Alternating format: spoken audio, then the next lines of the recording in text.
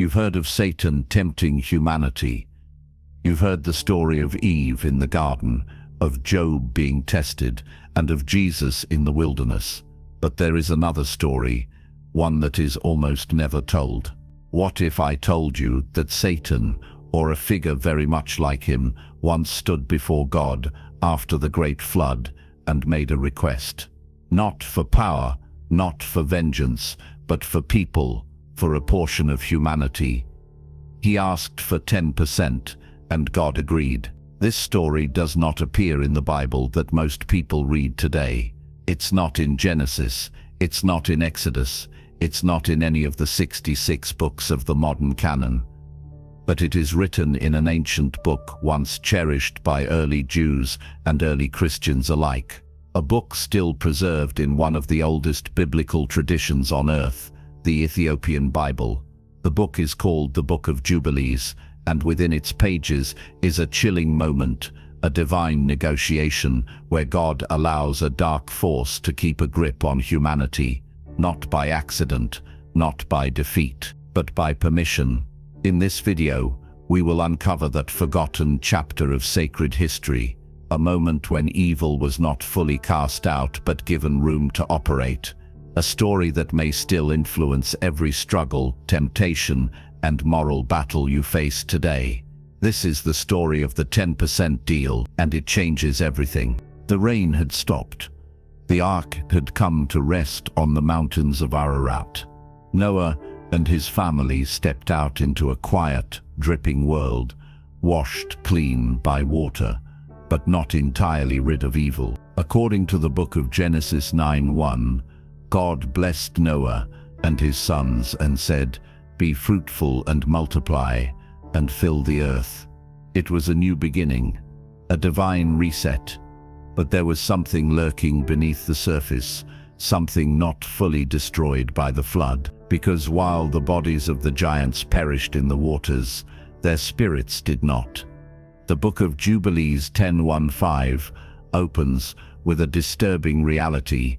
Though the Nephilim, the offspring of the rebellious angels and human women, were dead, their spirits still roamed the earth. They had become disembodied, vengeful, and hungry. Jubilees says, "And in the third week of this Jubilee, the unclean demons began to lead astray the children of the sons of Noah, and to make to err and destroy them." Jubilees 10:1. Noah watched in horror. His grandchildren were being whispered to by unseen forces. Old sins were creeping into this new world. The same pride, lust, violence, and rebellion that brought down the generation before the flood were already reappearing in this so-called fresh start. So Noah did what a righteous man would do. He cried out to God. In Jubilees 10:3-5, we read his prayer, "O God of the spirits of all flesh, who has shown mercy unto me, and has saved me and my sons from the waters of the flood, do not give them power over the sons of my son, but do thou bless me and my sons, that we may increase and multiply and replenish the earth." In essence, Noah was saying, "You spared us from the destruction, but if these spirits continue to roam, what hope do we have? Bind them, seal them. Let our children live in peace." At first glance, this moment seems absent from the Protestant Bible, but there are echoes, shadows of this conflict. In Genesis 6:4, before the flood, the Bible speaks of the Nephilim. The Nephilim were on the earth in those days, and also afterward, when the sons of God went to the daughters of humans and had children by them. The phrase "and also afterward" has baffled theologians for centuries. What does it mean? Jubilees answers directly. The bodies were drowned, but their spirits remained, not just after the flood, but even into the time of Abraham, Moses, and beyond. In Genesis, God's answer to evil, after the flood, is a covenant, a rainbow, a promise not to destroy the world again by water. But in Jubilees we get something more, a spiritual solution, a confrontation with invisible evil. And that's what makes this text so powerful and so terrifying. In the Book of Jubilees, Noah wasn't just starting a farm and planting a vineyard. He was fighting a war, not against men, but against ancient spirits who still desired to ruin what God had preserved. And it's in this moment of desperation that the story takes a stunning turn. As Noah prays, another voice enters the scene. Not from heaven, but from the shadows. The voice of Mastema. As Noah finishes his prayer, calling upon God to bind the evil spirits corrupting his descendants, a strange and unexpected figure steps forward, not from the line of Noah, and not from among the angels of light. His name is Mastema. In the Book of Jubilees 10:7-8, it says, "And the chief of the spirits, Mastema, came and said, Lord, Creator, let some of them remain before me, and let them hearken to my voice, and do all that I shall say unto them. For if some of them are not left to me, I shall not be able to execute the power of my will on the sons of men. For these are for corruption, and leading astray before my judgment. For great is the wickedness of the sons of men." Who is this Mastema? The name Mastema comes from a Hebrew root, meaning hatred or hostility. He is not a fallen angel in the traditional sense, but something else, a being granted permission to test, tempt, and accuse mankind. In function, he resembles Satan in the Book of Job, who appears before God and requests to test Job's righteousness. Does Job fear God for nothing? Stretch out your hand and strike everything he has, and he will surely curse you to your face. Job 1:9-11, Protestant Bible. In both stories, we see a disturbing theme, a spiritual adversary requesting authority, not to destroy blindly, but to test and accuse. And in both stories, God does not immediately say no. Mastema's argument is chilling. He claims that if all the evil spirits are bound, then he will have no tools left to carry out his mission, no way to tempt, deceive, and punish the wicked. He implies that these spirits are necessary, not because God delights in evil, but because God's justice and human free will somehow require their presence. This is not the first time in biblical tradition that temptation is permitted. In Deuteronomy 13:1-3, even false prophets are allowed to arise. You must not listen to the words of that prophet or dreamer, for the Lord your God is testing you to find out whether you love him with all your heart and with all your soul. So in Jubilees, Mastema stands as a sort of cosmic prosecutor, part tempter, part punisher, part accuser, a being who insists that evil still has a role to play on the earth. It's as if the universe cannot be reset without tension, without resistance. Light apparently cannot be light unless darkness still lingers nearby. This is where Jubilees goes further than Genesis. It doesn't just show a new beginning, it reveals the lingering war behind the scenes. The spiritual conflict was never washed away by water. It only changed form. And now, at the moment when it seems God might finally rid the world of the demonic spirits forever, he pauses, he listens to Mastema, and the answer he gives next is more shocking than anything Noah could have imagined. It is one of the most unsettling moments in all of ancient scripture. Noah has just pleaded with God to remove the demonic spirits corrupting his descendants, spirits that survived the flood in disembodied form. And Mastema, the chief of these spirits, has stepped forward with a request of his own. Let some remain, let them serve under him, let them continue to tempt and deceive humanity. And now, in Jubilees 10:9, God answers, "And the Lord said to him, let the 10th part of them remain before him, and let 9 parts descend into the place of condemnation." 10%. God allows 1/10 of the evil spirits to remain under Mastema's command, while the other 90% are bound and imprisoned in a place of punishment. The forces of evil are not fully banished, they are partially preserved. Not because God is weak, not because evil is stronger, but because, somehow, in this ancient worldview, the presence of temptation serves a divine function. This agreement mirrors a pattern we see throughout Scripture.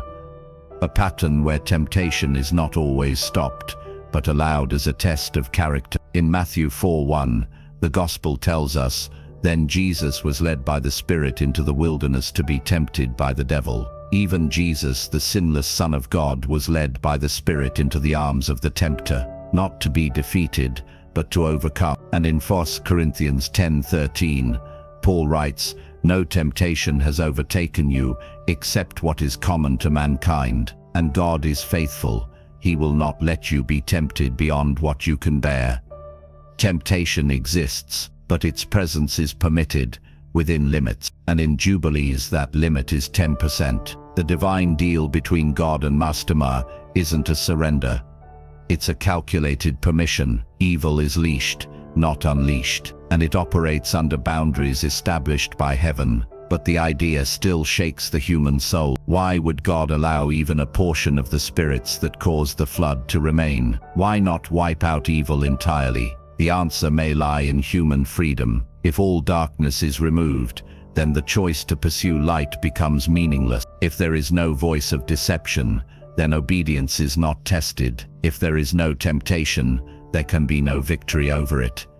In allowing Mastema to retain control over 1/10 of the spirits, God permits a spiritual environment where righteousness must be chosen, not assumed. The Book of Jubilees shows us a God who does not fear evil but regulates it. He does not extinguish darkness completely, but surrounds it with limitations, using it as part of a larger, sovereign plan. This divine deal reframes the way we think about spiritual warfare. It is not simply the battle of good versus evil. It is the tension between freedom and obedience, between testing and trust. And from that moment forward, Mastema is not just a character in an old text. He becomes a shadow over the history of humanity. He appears again in later chapters, tempting Abraham, interfering with Moses, influencing the Egyptians. The 10% that remained would go on to shape entire generations, and it all began with one chilling request and one divine permission. It is perhaps the most uncomfortable question this story raises, not just for theologians, but for anyone trying to make sense of the world. Why would God allow this? Why didn't he destroy all the evil spirits? Why agree to Mastema's request to leave even 1/10? In the face of suffering, temptation, and evil, these questions are not abstract, they are personal. And yet, the Book of Jubilees offers a unique insight. Temptation is not evidence of God's absence. It is a condition he permits for a purpose. To understand that, we must go back to a core theme in both the Book of Jubilees and the Protestant Bible. Testing reveals the heart. In Deuteronomy 8:2, God tells Israel, "Remember how the Lord your God led you all the way in the wilderness these 40 years, to humble and test you in order to know what was in your heart, whether or not you would keep his commands." And in Jubilees 7, a nearly identical purpose is assigned to Abraham's test. And the Lord knew that Abraham was faithful in all his afflictions, for he had tried him through his country and with famine, and had tried him with the wealth of kings, and had tried him again through his wife when she was torn from him. The recurring message is clear. God allows tests, even painful ones, to reveal loyalty, faith, and character. But in Jubilees there's something more. Evil spirits are not just temptations. They are part of a cosmic legal structure. They are tools, not equals, instruments, not rivals. Mastema may operate in rebellion, but he does not operate in freedom. He is leashed, restricted by God's decree, and allowed to function only within divine parameters. This idea is echoed in the Book of Job, a book fully accepted in all Christian tradition. In Job 1:12, God tells Satan, "Very well then, everything he has is in your power. but on the man himself do not lay a finger. Even Satan's attacks on Job require explicit permission from God. And even that permission has limits. The same is true in Jubilee. God's decision to let 10% of the spirits remain is not carelessness, it is strategy. It is a controlled allowance of resistance, so that righteousness, when chosen, will be real and meaningful. Think of it like this: a sword is not forged in calm water. It is forged in fire, shaped by pressure, and tested against resistance. Faith, too, is not forged in comfort, but in struggle. This is the world Jubilees presents, not one where evil wins, but one where evil is allowed just enough space to serve a higher purpose. And yet, that permission came at a cost. From that moment on, humanity would live in a world where unseen forces would whisper in dark corners, where deception and violence and lust would still exist, not because God failed to stop them, but because he chose to let humanity face them and choose. It is uncomfortable, it is humbling, but it also means that every act of goodness, faith, and obedience becomes infinitely more valuable because it is chosen in the presence of opposition. The 10% was not just about evil surviving. It was about goodness having something to rise above. At the heart of this ancient story stands a figure, as shadowy as he is powerful, Mastema. But who is he really? Is Mastema just another name for Satan?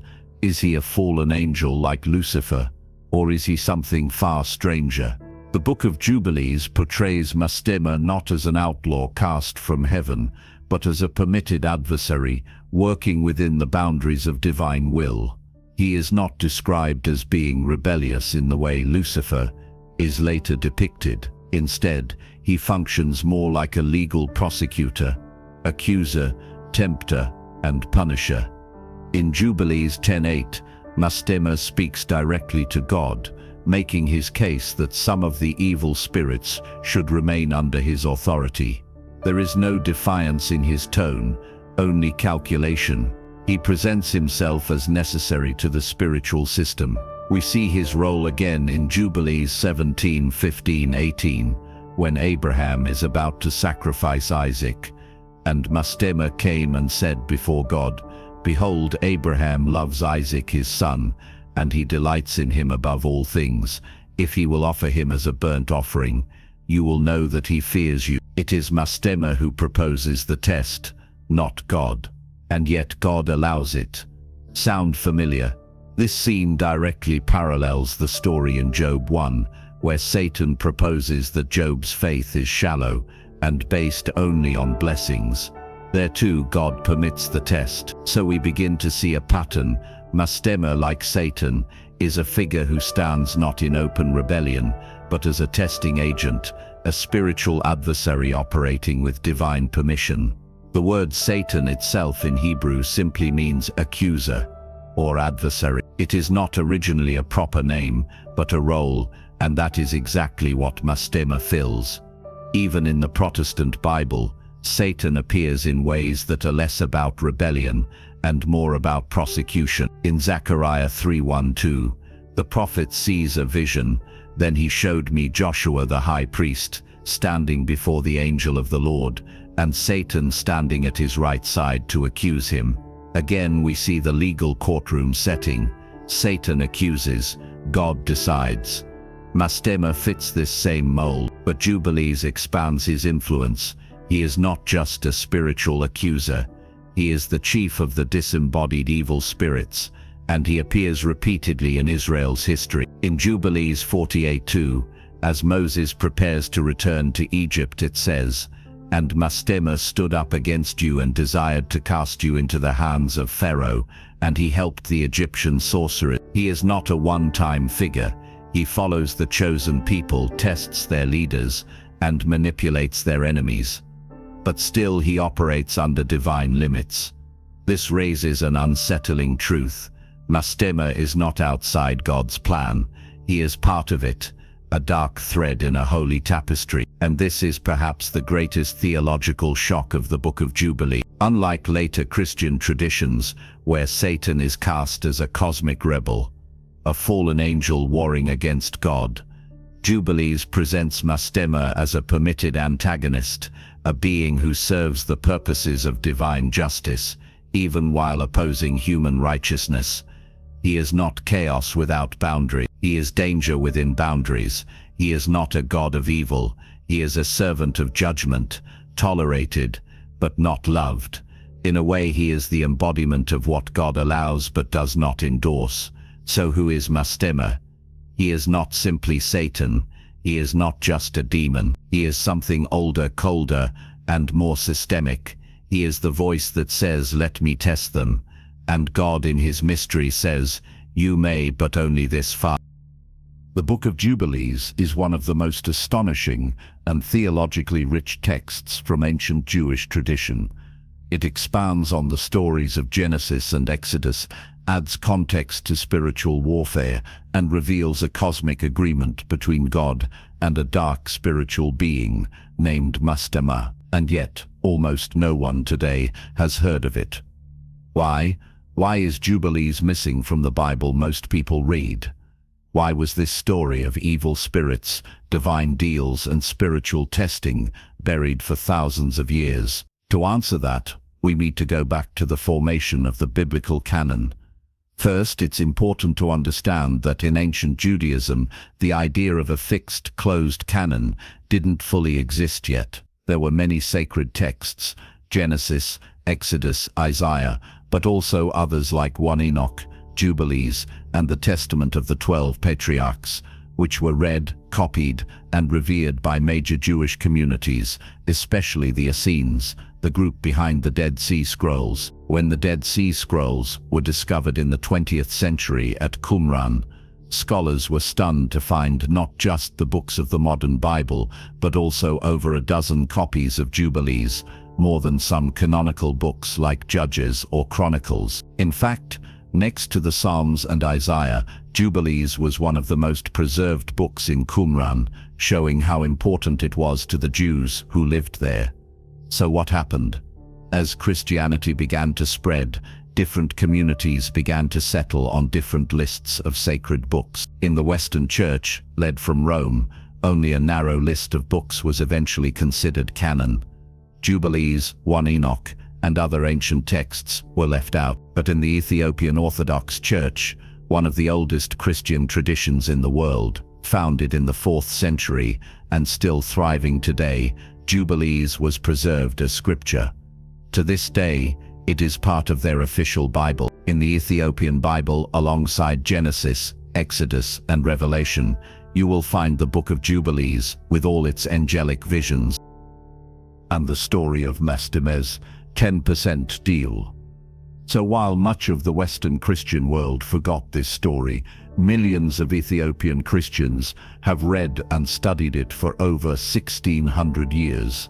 Some scholars believe Jubilees was excluded from the Western canon for its strong views on angels, demons, and spiritual warfare, themes that became theologically controversial after the rise of Greek philosophy and Roman order in Christian thought. Others suggest its emphasis on law, calendar systems, and its overlap with 1 Enoch made it uncomfortable for early church leaders trying to distance themselves from what they saw as Jewish mysticism.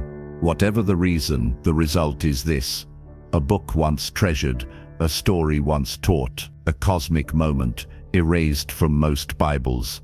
But not from history, not from tradition, and certainly not from the hands of those who still read it in Ethiopia and beyond. Now it's being rediscovered, not just as a curiosity, but as a key to understanding why temptation exists, why evil lingers, and why God allows a certain tension to remain in the world He created. The story didn't disappear by accident, but it's resurfacing for a reason. You might be wondering, what does this ancient story have to do with me?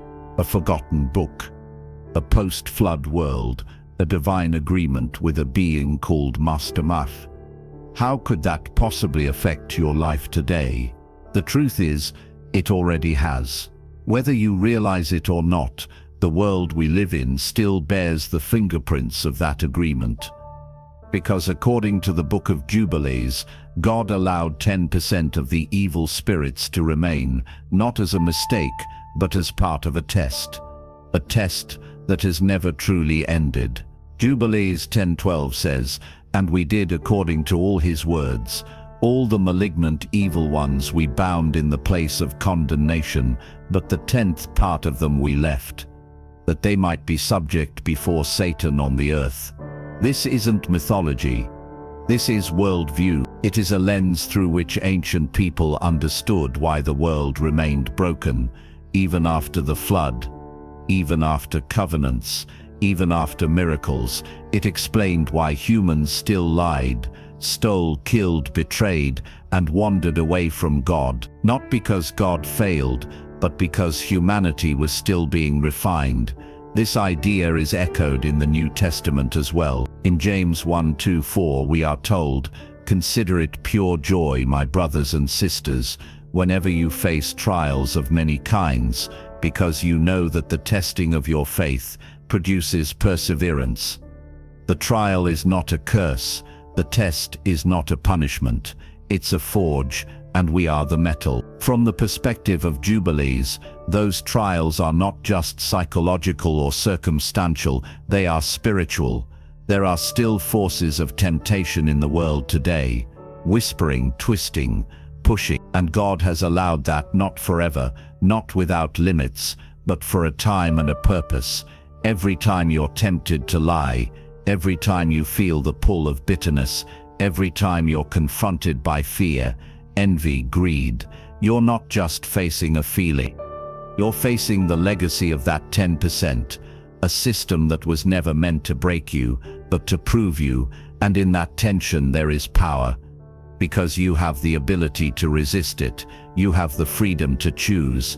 In 1 Peter 5:8-9, we are warned, "Be alert and of sober mind. Your enemy the devil prowls around like a roaring lion, looking for someone to devour. Resist him, standing firm in the faith." Resist him. That is the key. Even in Jubilees, Mastema's influence is not absolute. He needs permission. He works under divine boundary. He can tempt, but he cannot force.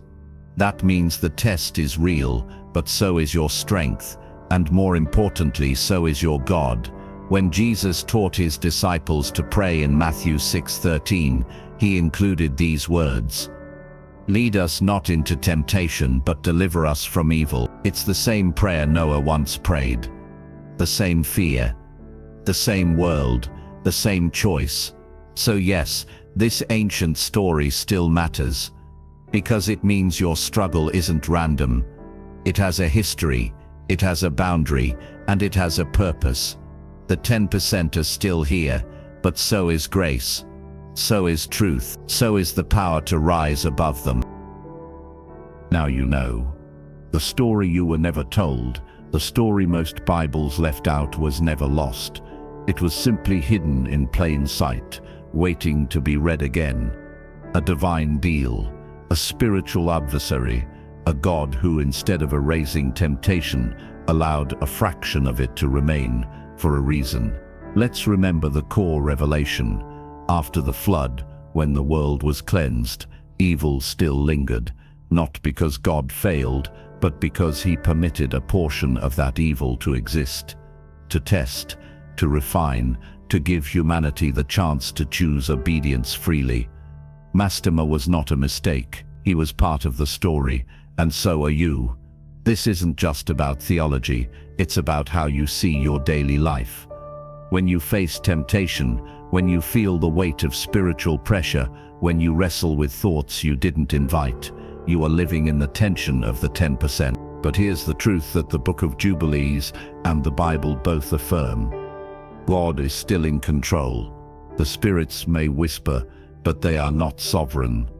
Temptation may arise, but it is not final. Darkness may test you, but it cannot define you. Because the story of the 10% is not just about evil, It's about the choice to resist it, to overcome, to rise. So now the question is yours. What will you do with the 10%?